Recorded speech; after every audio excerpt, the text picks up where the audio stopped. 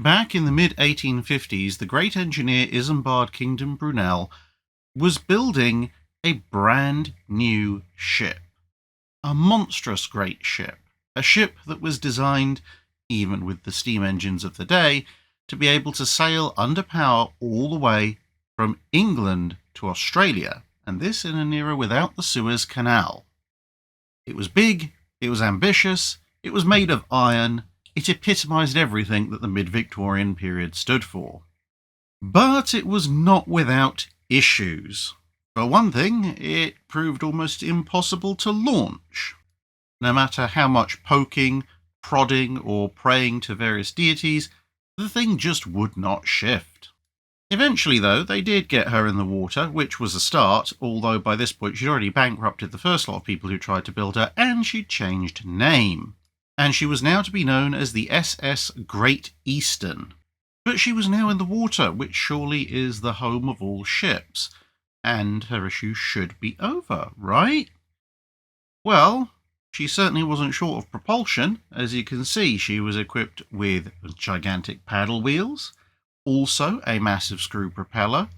also no less than 6 masts, so if any one system broke down, there were other systems available, and yes, there are multiple funnels. That's because there were separate engines for the propellers and for the paddle wheels. But issues persisted, albeit the backup propulsion system certainly came into their own. Right at the start of her service, a boiler explosion, which would have shattered a lesser ship, sent a funnel skywards like some kind of steampunk ballistic missile, but the ship survived. But all through her early career, she proved something of a financial lead weight around the necks of various owners, and her board of directors changed multiple times. In the early 1860s, amid a scare that the Union might decide to try and annex Canada in the middle of the American Civil War, she moved just over 3,000 people, including almost 2,200 troops, over the Atlantic as reinforcements. This, as we will see, planted a seed of an idea in the Royal Navy. But back in civilian service, she continued to lose money. A huge hurricane beset her, smashing 2 of her 3 propulsion systems, but the screw managed to get her into port safely anyway. With the incident putting the ship deeply in debt, the investors considered putting her up for sale. Sensing an opportunity, some in the Royal Navy who remembered her performance as a troop ship decided to remonstrate with the Admiralty. The Admiralty was initially sceptical of the idea, but then it was pointed out just how big Great Eastern was. So much larger than any warship or any other ship in service in the world at the time. And eventually they came around.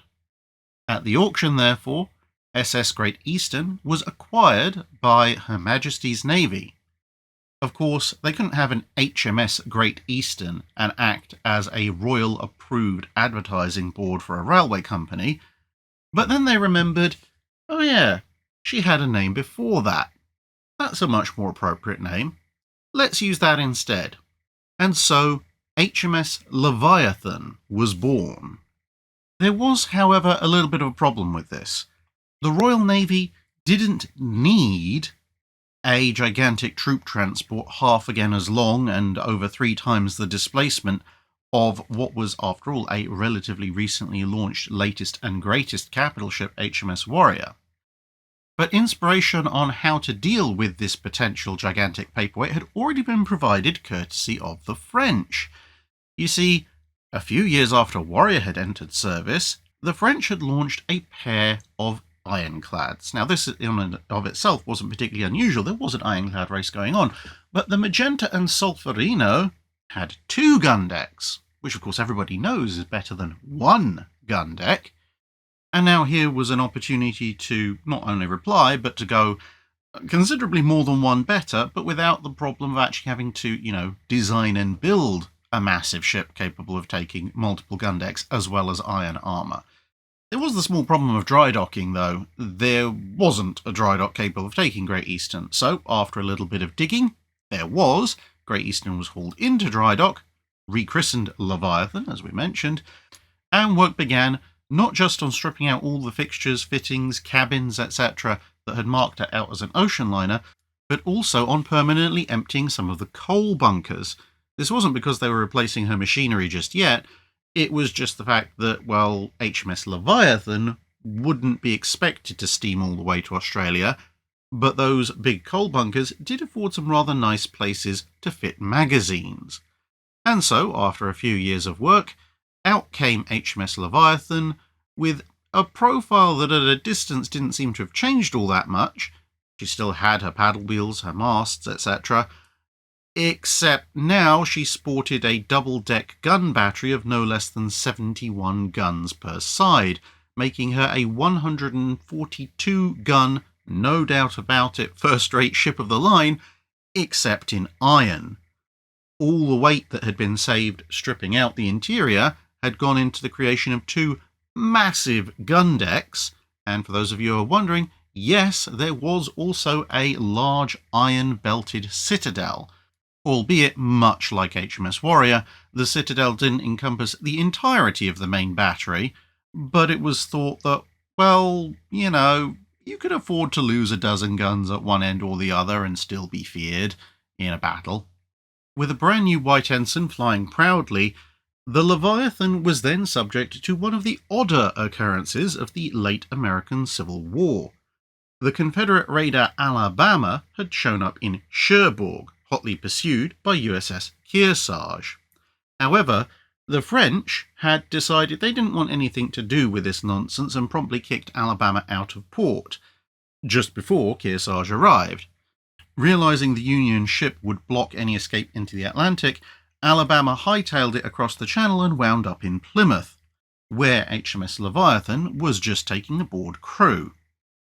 The British also decided that they didn't want anything to do with this particular conflict, so when Kearsarge showed up outside, it was made known to both sides that after the traditional short stay in port allowed for combatant vessels in neutral ports, the Alabama would be escorted to the edge of UK territorial waters, and, well, once it was past that, the two could have at each other, as long as they didn't stray back into UK territorial waters, at which point the Leviathan would promptly execute whichever miscreant happened to violate UK sovereignty. This, in and of itself, wasn't necessarily an unusual course of action. What was unusual, however, was that the next day, as Alabama was escorted out and Kearsarge awaited her, Leviathan set itself up just beyond the territorial waters limit to act as a bit of a marker, and Alabama promptly hid behind the gigantic iron wall. Kearsarge tried to sail around the monster to get a clear shot, at which point Alabama sailed round the other way, and the large group of spectators were treated to a naval version of cat and mouse, as the two ships circled what was now apparently the world's largest piece of mobile terrain cover in an attempt to alternately engage the other one or not be engaged by the other ship. Eventually, confused and exasperated by the shenanigans, Leviathan's captain put one paddle wheel into full forward and the other paddle wheel into full reverse, contrary to the motion of the Union and Confederate ships, causing the Leviathan to start to rotate on the spot. This not only meant that lines of fire would occasionally open up as the Leviathan became perpendicular to the two American ships, but also the force of water displaced by a 32,000-ton vessel rapidly beginning to spin like a top meant that the two smaller ships had to back off a little bit, and soon a more traditional engagement was opened up, with Kearsarge triumphing over the Confederate raider. After this incident, Leviathan settled in for a relatively quiet career, or at least so everybody hoped. Other nations didn't try to build a response to her, partially because most of them physically couldn't, and the one or two that might have been able to try realised that the running costs of such a ship, having bankrupted several companies and only just about being justifiable in the Royal Navy's budget, were far beyond their own navy's financial capabilities. However, in the aftermath of the Franco-Prussian War, the Royal Navy decided to conduct a series of fleet exercises, and it was discovered that despite her large number of guns, Leviathan had a little bit of a problem. When orders were given to the gun crews, such as run out your guns or open fire, the gun crews at the furthest ends of the gun decks couldn't actually hear what the officers in the middle were saying.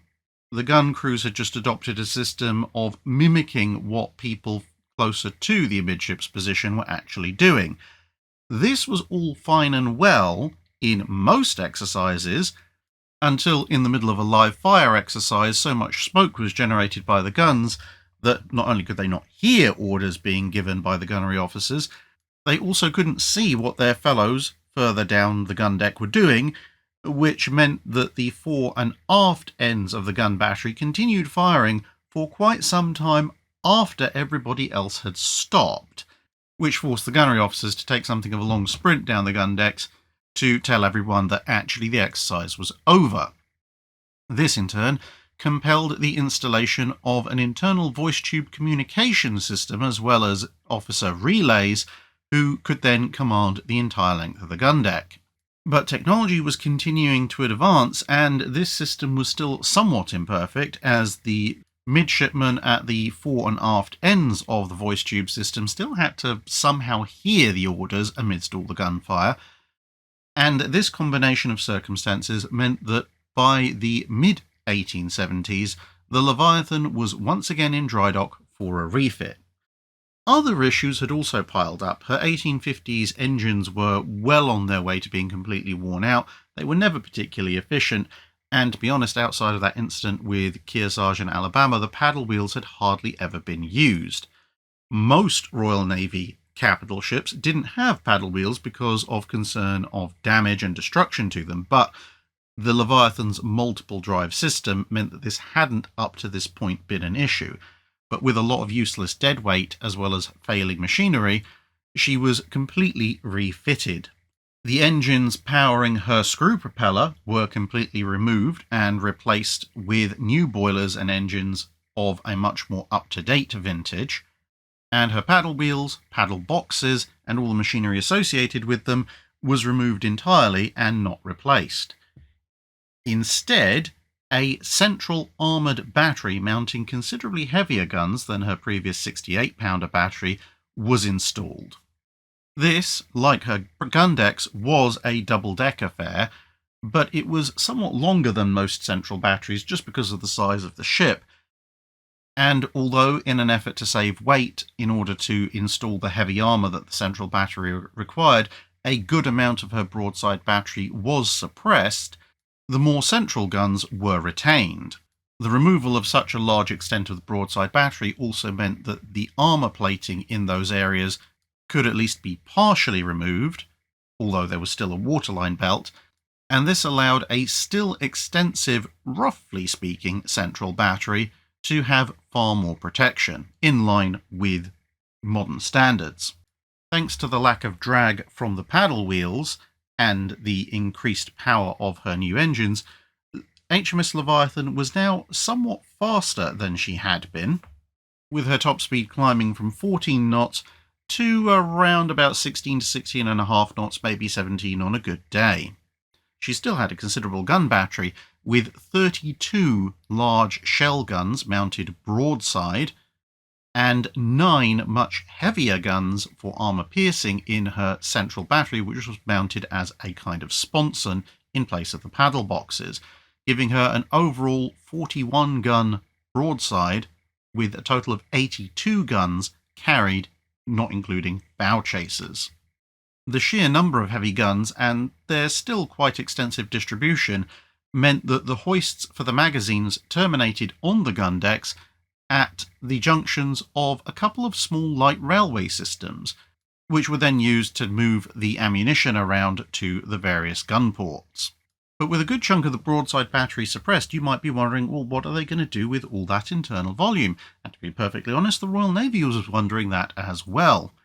In the end, the solution was twofold. Firstly, the Leviathan became a very popular posting because, with lack of much else to do with the space, a good chunk of it became accommodation, making her a luxurious posting, because you actually had enough room to swing a cat. But the Navy wasn't about to let her become essentially an ocean liner again, just with some heavy guns amidships, and so another good chunk of the space was turned over to the Royal Marines. This, of course, being the height of the gunboat diplomacy era, it was decided that the Leviathan should act as a kind of mobile base, equipped with a large contingent of Marines, their boats, light field artillery, and large stocks and reserves of small arms, plus all of their supplies and the occasional horse stall, which turned the Leviathan into a kind of one-ship expeditionary force capable of rocking up to almost anywhere, blowing its way clean through any naval or shore defences that might be present, and then landing several hundred angry Marines to take whatever wasn't bolted down, and if they had enough time and bolt cutters, a lot of what was bolted down as well. In this guise, she was put to use in the bombardment of Alexandria alongside HMS Inflexible, and while her guns weren't quite as large as the Inflexibles, they made up for this in the enthusiasm of the gunners and the sheer number of shells that they could put out. Unsurprisingly, as she cruised the world, various trouble spots tended to die down very, very quickly when they either heard that Leviathan was on her way or when they saw her coming over the horizon, which in turn led to the press coining the phrase to call the Leviathan, i.e. to make yourself enough of a problem to someone to call down some rather dramatic and painful consequences on yourself. At this stage, Leviathan was still by far the largest warship in the world, and so was also often the flagship of various stations. And if it wasn't expected that she would need to land large numbers of Royal Marines, she was very often used as a one-vessel relief force, being sent out with multiple complete crews, which meant that when she showed up on the China station or over in the West Indies, she could completely recrew several other warships or substantially recrew even more, which allowed warships to stay on station even when their crews needed to head home for relief. But as the 19th century drew to a close, technology was advancing even more rapidly, and even her central battery form was soon aging out as obsolete. This didn't mean she was entirely done, though. Her sheer carrying capacity made her highly useful when the First and Second Boer Wars broke out, particularly the second one, when she transported large numbers of troops, who were subsequently deployed to the front lines, along with landing a substantial naval brigade, who took a good chunk of her armament with them, and brought out a bunch of fresh sailors to relieve those on ships that were on station over in South Africa. Quite what the Boers thought of Leviathan sailors rocking up with half a battleship's worth of firepower is not recorded, as there weren't many survivors left to interview afterwards. But as the 20th century dawned and Admiral Fisher began his sweeping reforms of the Royal Navy and many ironclads were sent to the scrap heap, Admiral Fisher faced something of a dilemma. What to do with the Leviathan? She was still the largest warship in the world by a considerable margin, but she was now hopelessly obsolete. Her machinery, once again over 2 decades old, was beginning to cause significant problems, and ultimately she cost a lot to maintain. So just keeping her around for nostalgia's sake wasn't really an option, but the prestige hit of scrapping her would also be something of a problem. Fisher decided to thread the needle of this issue by enacting another major overhaul and modernisation. He had been putting forward ideas for an all-big gunship for a while, but had been meeting a bit of resistance in certain elements of the Admiralty. And so, with the aftermath of the Spanish-American War fresh in everybody's minds, and the growing tensions between Russia and Japan, he decided to use the Leviathan as something of a stepping stone and a test case. Once again, Leviathan went back into dry dock, and once again, major changes were undertaken. The broadside battery was stripped out, the sponson central battery was removed, her armour plate was taken off completely and replaced with brand new Krupp steel plating, and she underwent the most extensive machinery overhaul she'd had thus far. Up until this point, she'd had a single massive screw propeller. That was removed and replaced with 2 propeller shafts, with fresh boilers and vertical triple expansion engines providing considerably more power, which also allowed the number of funnels to be reduced, and push the ship's speed up to around 19 knots or so, maybe a bit more on forced draft. A new superstructure was installed, and in place of the forward part of the old main battery and the majority of the Royal Marine transportation areas aft, there were instead installed 4 twin 12-inch turrets, along with the associated barbettes and magazines. This was not a true dreadnought-style layout, that would come later, but it was a considerable step above the 2 twin-turret layout of most pre-dreadnoughts, more themed perhaps along the lines of what the Germans had been trying to achieve with the Brandenburgs in the previous decade. Some considerable concern was raised about the placement of the 4th turret right aft, with many questioning why you couldn't have 2 turrets forward and 2 turrets aft, but the simple fact was that the hull lines of the Leviathan narrowed considerably more quickly going towards the bow, and her sheer volume meant that with the thick iron plating removed and newer, thinner Krupp steel put in place, it turned out you could provide considerable amounts of armour protection, including, of course, an armoured deck to go with the belt. Almost as an afterthought, a small secondary battery was placed amidships, as the vast majority of the modernisation budget had gone on the new armament and machinery, and there actually wasn't enough money left to put in a casemate battery. And with so much of the amidships and aft section of the ship taken up by machinery and armament, it turned out the vast majority of crew accommodation had to be placed in the bow. This was fine, unless you happened to be a gunner whose action station was in the aftmost main battery turret, and you were forced to undertake a 150-metre sprint to reach your action station.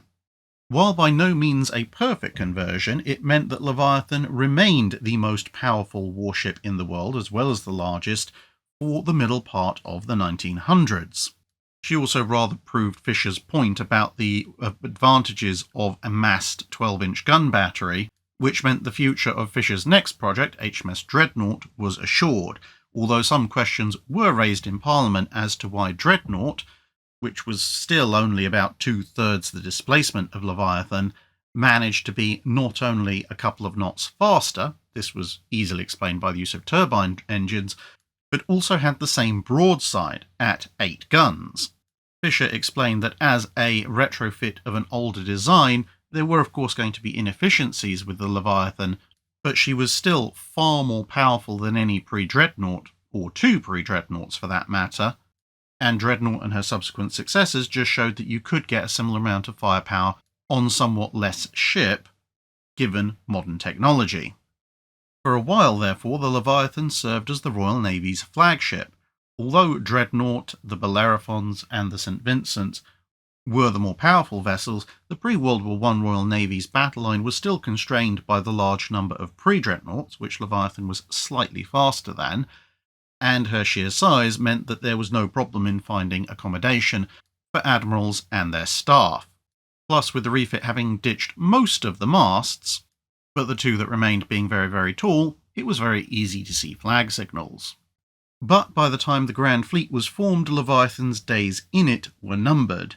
As World War I progressed, more and more dreadnoughts arrived in service, and that in turn meant that although she had the firepower, Leviathan now lacked the speed, being about 2 knots slower than the rest of the Royal Navy's battle line,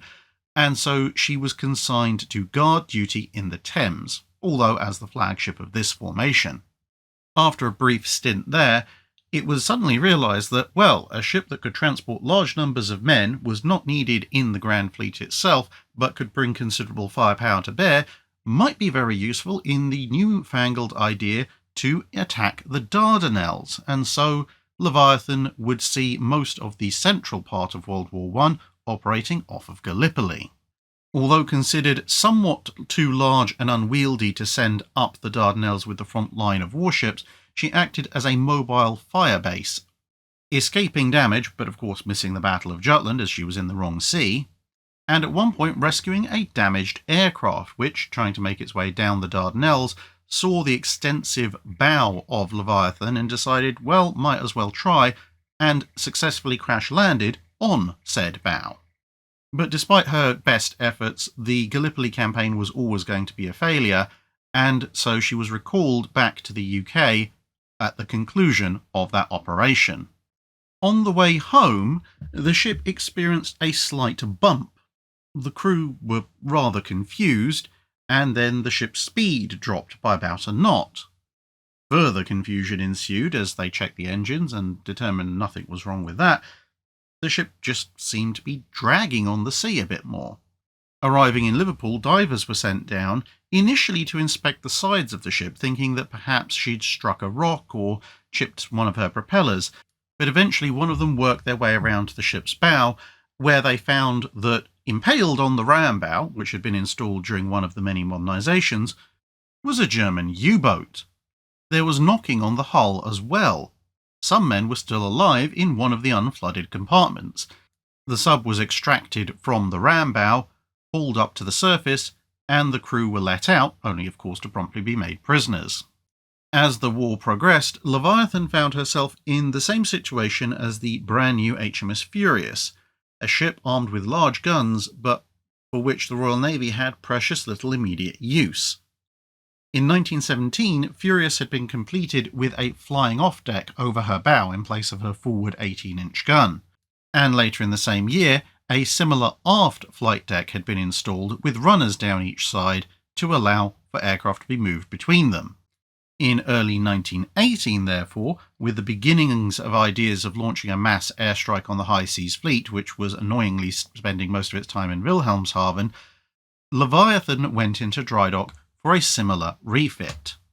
The 12-inch gun turrets were lifted off, the barbettes and magazines quickly repurposed as deep storage, some lightweight hangars erected on the bow and stern, and the whole thing covered over by a flight deck heavily inspired by that on Furious. Although by this stage of things Leviathan was no longer the largest ship in the Royal Navy, Furious, although somewhat lighter, was in fact somewhat longer, she was still a fairly substantial vessel,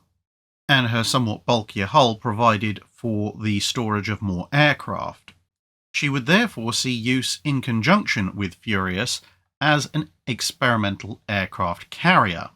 The similarities in flight deck arrangement were especially helpful as it meant that a change could be made to one of the ships, with an approximate comparison then directly made in live operations by operating the two ships together. Much of the data gathered from these two ships was then put into the design of HMS Hermes and the conversion of HMS Eagle. But then, of course, came the Washington Naval Treaty, and the Royal Navy was facing a significant reduction in size. Still, they couldn't quite bring themselves to let go of Leviathan, and ultimately, since she had been converted into an aircraft carrier prior to the Washington Treaty, she counted as one of the experimental units that could be replaced at any time.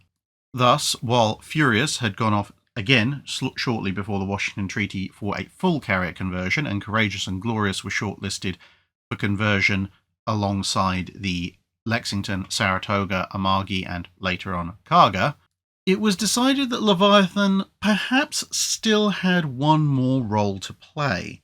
After all, Brunel's engineering meant that her hull was in surprisingly good condition, and although she'd had the turrets removed for her initial work, the barbettes were still there, the armour plating was still there was a lot of weight that could be saved. And so in the mid-1920s she was shortlisted for yet another modernisation. The idea being that this could be done faster than building a purpose-built carrier, again for lesser expense, and since she would technically still be the same vessel that was listed on the Washington Naval Treaty as an experimental carrier, if it didn't work out, or if much better designs came along in the future, her rather substantial tonnage could relatively quickly be replaced.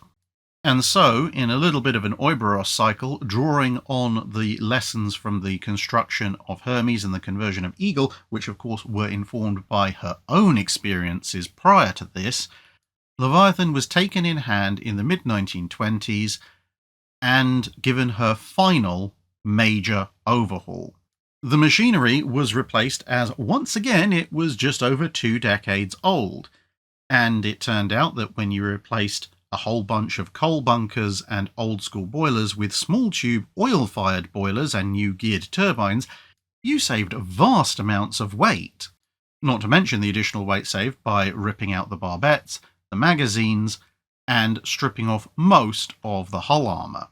All of this went into the construction of a very large hangar sitting atop her original deck, and with her hull form being somewhat fuller than many other ships that were undergoing conversion at the time, this meant that the hangar was no less than 500 feet long and 72 feet wide, giving a total hangar space, including the elevators, of no less than 36,000 square feet, which was actually more hangar space than the considerably longer Lexington and Saratoga enjoyed. Although, in keeping with Royal Navy practice of not having a deck park, her air group was slightly less than those American ships, rated at 72 to 80 aircraft. When she thus re-entered service at the end of the 1920s, she was the largest and most capable carrier in the Royal Navy, although her speed was limited to between 24 and 25 knots. Although this was a substantial increase over the speed that she'd been able to attain with vertical triple expansion engines, her hull form didn't allow for much more than that, despite the considerably more powerful machinery she now sported. But it was still more than enough to conduct flight operations, and so Leviathan went on her merry way in her new guise. Although it had been thought initially that Leviathan would perhaps see maybe a decade of service, giving the Royal Navy experience in large carrier flight deck operations until something new could be built, the fact that she could carry the most aircraft of any Royal Navy carrier until the introduction into service of HMS Ark Royal at the end of the 1930s meant that she would still be on the frontline duty at the start of World War II, with the war clouds gathering over Europe in the mid-1930s, meaning that the Royal Navy had both been keen to retain her as a useful flight deck, and with war clouds gathering and the obvious collapse of the treaty system, the overall carrier building programme wasn't that affected by her retention, as a number of small carriers such as Hermes and Argus were quietly mooted for conversion to seaplane carriers in order to free up tonnage, at least in the early stages when they were still trying to stick somewhat to tonnage restrictions. Of course, as that work cost money, the work was put off, and then the treaty system collapsed, so it wasn't done anyway. Nonetheless, the realities of World War II did bring up a few interesting points for poor old Leviathan. Firstly, operating on anti-submarine patrol duty, she was torpedoed by a German U-boat, or more accurately, a U-boat tried to torpedo her. For some reason, the torpedo detonated some distance beyond the hull, and as a result, thanks to the dissipated blast and Brunel's magnificent engineering, damage was fairly minimal. Some theorised that this was an expression of the problems that German torpedoes had with their magnetic detonators, while others theorised that perhaps the odd combination of iron and steel in her construction plus her immense size, and perhaps a few older electrical circuits with less than ideal shielding or grounding, had meant the size and intensity of the magnetic field was a lot bigger than anyone in Germany had thought of, and that had perhaps made the torpedo detonate early. But whatever the reason, there was a much larger issue. She was a very valuable asset, but in common with some of the older carriers, she didn't have all that much in the way of armour, especially against bombs, which meant the Royal Navy was loath to use her in enclosed waters such as the Mediterranean, and she also lacked the speed to operate with Force H. While some older carriers like Eagle would be operated against the Regia Marina, the simple fact was that the Royal Navy could much more afford to lose Eagle than they could afford to lose Leviathan. With her speed restricting her from operating with a home fleet as well, this paradox saw her deployed instead to the Atlantic, where she was loaded up with almost as many swordfish as could fit, since there wasn't much of an air threat, and with a scarce dozen fighters, but almost 40 swordfish aboard, she was afforded a small escort of destroyers and stationed in the mid-Atlantic, basing herself out of Iceland for refueling purposes. Here she would use her immense swordfish air group to provide air cover for convoys as they came and went across the Atlantic, never joining a convoy directly, sailing nearby instead, and operating therefore at somewhat more considerable speed, but able to provide a significant aerial umbrella before handing off to further escorts, land-based aircraft, or some other form of defence, and heading off to protect another convoy. She was doing this job in May 1941 when word came down of the Battle of the Denmark Strait. With the air group from Victorious having had relatively little apparent effect on Bismarck, the Leviathan, in common with most Royal Navy ships in the Atlantic, immediately set some form of interception course. A bit of a race developed as Leviathan was operating in the southern part of the North Atlantic, and Ark Royal was coming up from Gibraltar. The faster Ark Royal got into launch position first and crippled Bismarck's rudder, but with the old Leviathan having a slight margin of speed over Rodney and King George V, she was in a position to begin launch in the early morning hours of the 27th of May, guided by reports from the Tribal-class destroyers that had harassed Bismarck all night, plus the availability of air-to-surface radar aboard some of her Swordfish. 30 aircraft armed with torpedoes rumbled off into the pre-dawn darkness, followed by 4 radar-equipped Swordfish and 2 other aircraft that were there to drop flares and observe and direct the strike if lighting conditions were bad. Flying low over King George V and Rodney as they headed in for a gun duel, the Swordfish set about the crippled German battleship with something of a vendetta. Lurching, rolling heavily, and in a gentle turn, Bismarck was in no way, shape or form a stable gun platform, and the anti-aircraft fire was just as ineffective as it had been against the aircraft from the more modern carriers. Except this time, there were a lot more of them, and soon torpedo after torpedo began slamming into the hull of the German battleship. By the time King George V and Rodney had attained gun range, Bismarck was already heeling dangerously to port. As the torpedo carriers headed back to base, the 2 flare-equipped aircraft decided to stick around to act as full-of-shot observers, walking the longer-range gunfire of the 2 British battleships in as they began their bombardment. One, circling off Bismarck's bow, decided to talk to King George V, while the other, circling to the port of the German battleship, decided it was going to relay information to Rodney. About 10 to 15 minutes into the gun engagement, the Swordfish to port reported that Rodney's last salvo had been about 150 yards short. Rodney duly corrected, and something happened in the next salvo. The Swordfish reported seeing several hits on the listing battleship's deck and sides, but one of them clearly had more effect than the others. Later analysis would suggest that thanks to the combination of list and roll on the German ship and the longer-range nature of the salvos from the British ships as they were in the process of closing in, the incident angle was such that a 16-inch shell from Rodney had punched through the thinner upper strake of armour on Bismarck's side before striking the armour deck at a near perpendicular angle, blowing straight through it and fetching up in the ship's magazines. All that the pilot could observe was a massive jet of orange-yellow flame punching up through the ship's deck adjacent to Brunel turret in a manner that he described as similar to some kind of demented Roman candle. This burned for a few moments before the front half of the ship exploded and Bismarck rapidly settled. Dodging flying pieces of burning debris, the 2 Swordfish headed back to the Leviathan with news of what had just occurred. The imminent arrival of the newfangled escort carriers meant that Leviathan was soon thereafter recalled back to the UK for a quick overhaul, with the idea being to dispatch her to form part of the Eastern Fleet. Although this process took long enough that she wasn't available to provide cover for Force Z, which was subsequently sunk by Japanese torpedo bombers, she did arrive in time to join Admiral Somerville's forces, along with Warspite, Formidable, and Indomitable. Due to the exact circumstances and location from which she'd sailed, the Royal Navy changed policy slightly. They'd been thinking about deploying the new Martlet, the British version of the F4F Wildcat, onto escort carriers at the end of 1941.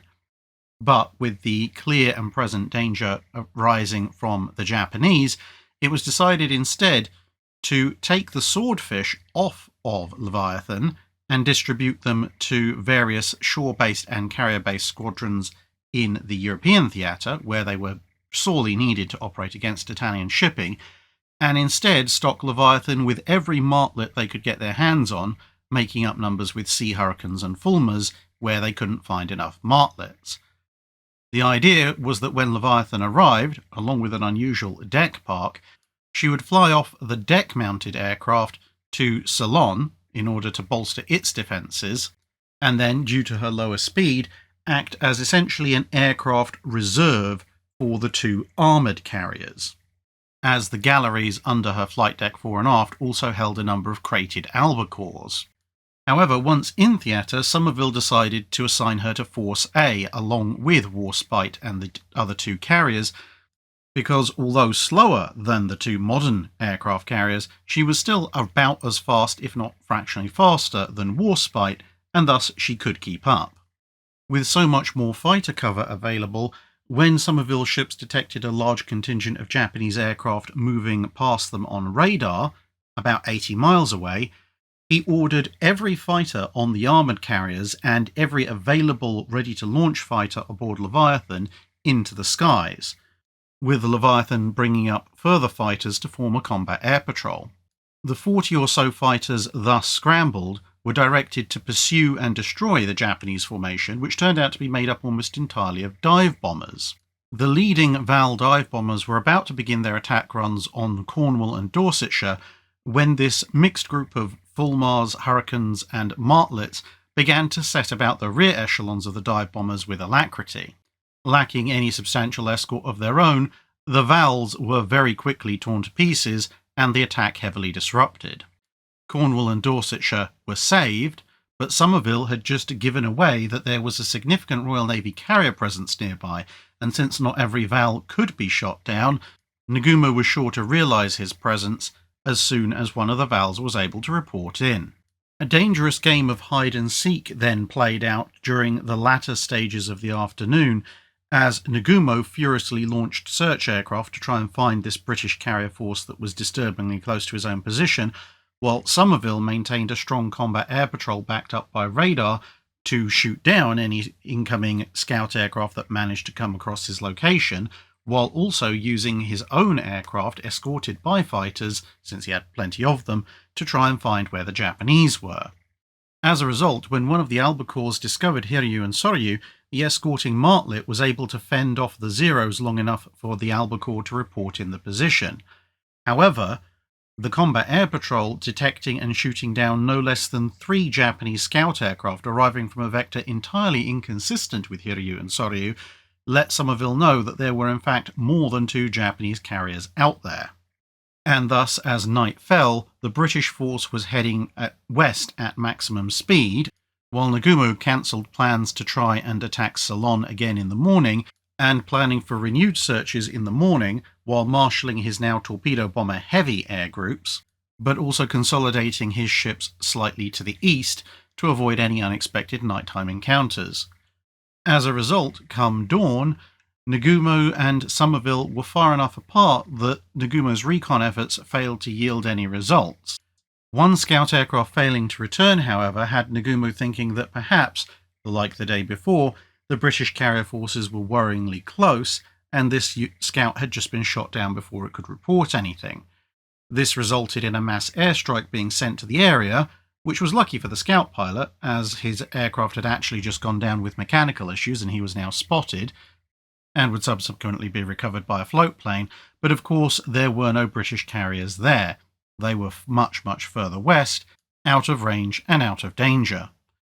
With a significant amount of fuel expended in the nighttime manoeuvrings and preparations for the strike that morning, plus a rather noticeable drop in his dive bomber numbers, Nagumo concluded he didn't have the resources to strike Ceylon again, and that even if he did, with this apparent Royal Navy carrier group somewhere nearby, it would be highly dangerous to do so, and so he decided to head home. This, of course, meant that the only thing that happened to HMS Hermes during this period was merrily sitting at anchor. As forces were gradually drawn away from the Indian Ocean over the next few months to deal with the situation in the Mediterranean, but her slow speed and lack of armoured flight deck meaning that Leviathan was not considered for this service, it eventually transpired that Leviathan and Warspite were left to hold the line in the Indian Ocean by the end of 1942. Leviathan was then recalled back to the UK, as while she still wasn't going to be allowed into the Mediterranean, the presence of the US carrier Ranger in the home fleet had brought home to the British that perhaps you didn't need to have an armoured carrier to operate in the North Sea and the Arctic anymore. And so Leviathan would see out the war escorting Arctic convoys as part of distant covering forces, and then operating alongside her old friend HMS Furious along with a bunch of escort carriers in various strikes against the German battleship Tirpitz in Norway. When plans were being drawn up for the Eastern Fleet, it was decided that one last mission would be given to the Leviathan.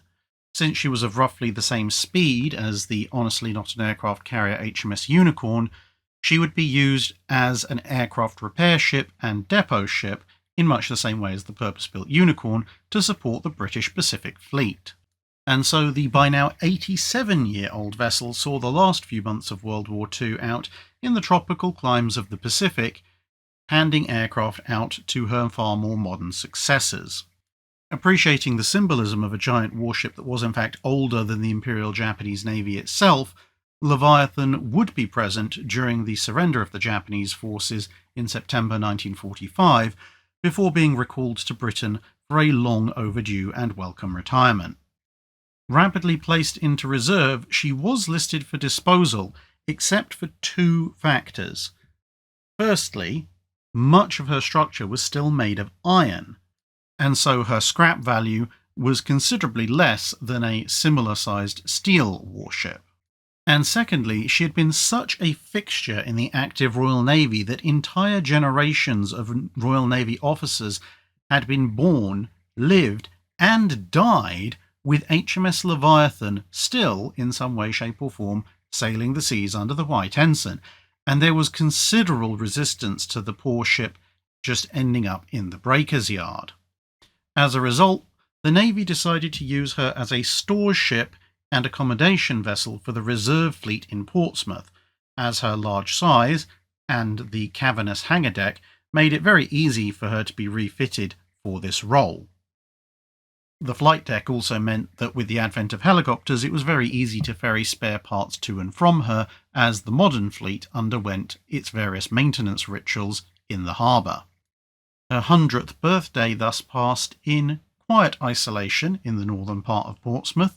and then on her 120th birthday in the late 1970s, after considerable discussion in Parliament,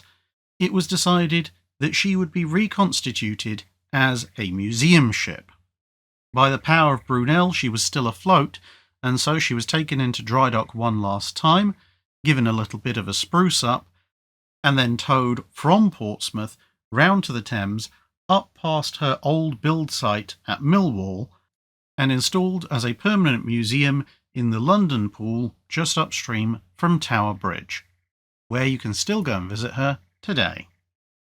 And well, if you've reached the end of this, the most ambitious of the April Fool's videos I've done so far to date, congratulations! If you're interested in where the various 3D models of this hilariously implausible but wonderfully fantastical notion of the journey of the SS Great Eastern HMS Leviathan have come from, well, they came from the rather wonderful Henry Turner of Henry Turner Minatures,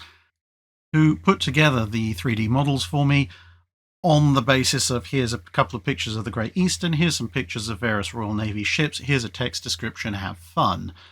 I deeply sympathise with the poor chap, but there you go. He does a wide range of various 3D STL files that you can go and find, links in the description below, including some that you might be familiar with, as he's also the guy who put together the 3D files for the Armada 3D models, and there's an extensive range of 16th, 17th and 18th century naval ships on there as well. And at some point in the future, even those Great Eastern models might well be available. So thanks very much to him. Thanks very much for listening to an extremely long April Fool's video, and hope to see you again in another video soon. That's it for this video. Thanks for watching. If you have a comment or suggestion for a ship to review, let us know in the comments below. Don't forget to comment on the pinned post for dry dock questions.